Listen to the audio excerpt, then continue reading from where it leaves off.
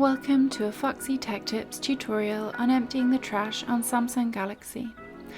If you find this tutorial helpful, please consider subscribing to my channel and liking the video. If you are deleting photos to free up storage and your storage space is not increasing, then emptying your gallery trash will solve your issue.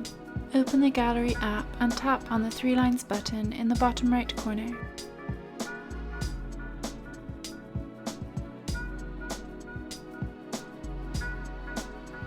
Then choose Recycle Bin from the options. Tap the 3 dots button in the top right corner.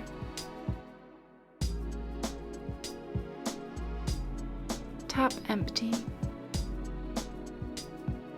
Then tap Delete on the pop-up. Your gallery trash is now empty. And that draws an end to this tutorial. Please like the video if you found it helpful and subscribe to Foxy Tech Tips for more Samsung tips and tricks.